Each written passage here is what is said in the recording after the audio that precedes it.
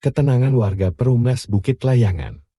Damai Ungaran, Semarang, malam itu tiba-tiba terpecah oleh jerit bocah bernama Yoga 5 tahun.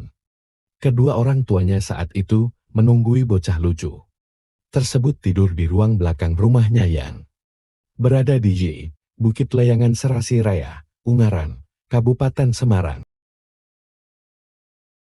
Tiba-tiba bocah itu melompat ke gendongan ibunya, bukan karena sakit, tetapi bocah itu mengaku didekati hantu Banaspati atau termamang yang konon penunggu perumahan tersebut. Banaspati merupakan hantu menakutkan berbentuk sebuah api, kadang berubah-ubah wujud seperti manusia yang menyeramkan. Hantu itulah membuat Yoga takut masuk rumahnya. Emoh kaono balon tidak mau, itu ada balon. Neng jogo wabu di luar rumah saja bu, katanya. Sembari menjeri carit ketaku. Awalnya kami para tetangga sedikit tidak percaya. Tapi kejadian itu benar-benar nyata, anak kecil tersebut terus meronta tidak mau masuk rumah. Bahkan dia meminta ayahnya untuk mengusir hantu menyeramkan itu. Tentu saja ayahnya jadi bingung. Karena hantu itu kasat mata, peristiwa mistik itu berlangsung cukup lama, sejak sore hingga menjelang tengah malam. Hantu itu masih bercokol di rumah warna hijau tersebut.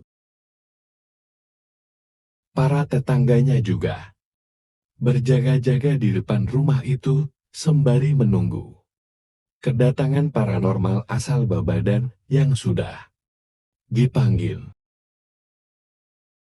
Cukup aneh memang ketika kami melihat langsung proses penyingkiran lelembut yang menghuni di rumah keluarga tersebut. Sang paranormal itu mencoba meditasi untuk menemui si makhluk menyeramkan tersebut. Ternyata ada makhluk yang akan menempati rumah itu.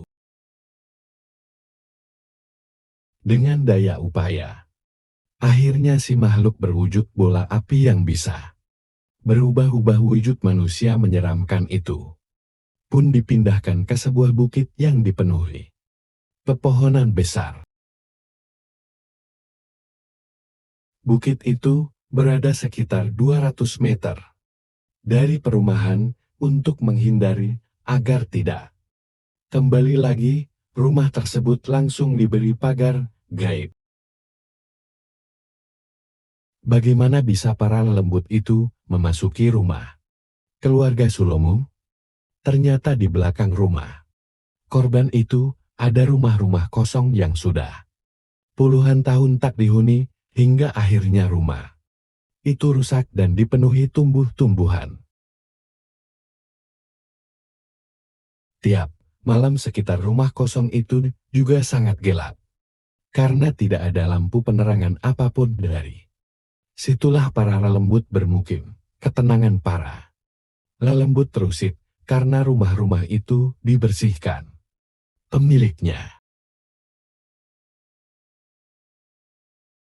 Karena itulah mereka terus pergi dan masuk ke rumah-rumah penduduk lainnya.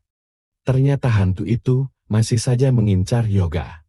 Karena dia tetap datang, walaupun tidak masuk ke rumah. Sekalipun demikian tetap saja mengganggu.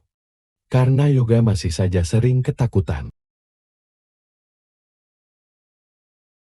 Yoga mengaku melihat lagi hantu menyeramkan itu. Akhirnya dipanggil lagi seorang paranormal untuk menangkap si hantu paranormal yang keberatan. Namanya disebut-sebut itu membakar sebuah bungkusan yang katanya berisi padi dan benda lainnya. Kemudian benda itu dibakar di depan rumah. Anehnya beberapa menit kemudian tercium bau wangi. Saat itulah paranormal meminta wadah yang disiapkan ditutup. Nah sekarang sudah masuk, ayo kita buang, jangan Di perempatan jalan atau pohon besar, khawatirnya. Kalau ada orang lewat, terus kesenggol, dibuang saja di kuburan, tutur paranormal yang keberatan.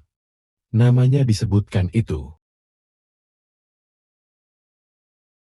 Bungkusan tersebut kemudian dibawa naik sepeda motor menuju ke kuburan. Dalam perjalanan banyak keanehan saat kami melewati sekelompok anak kecil. Mereka pada bubar ketakutan, bahkan ada ibu yang menggendong bayinya bingung karena tiba-tiba bayinya menangis dengan keras.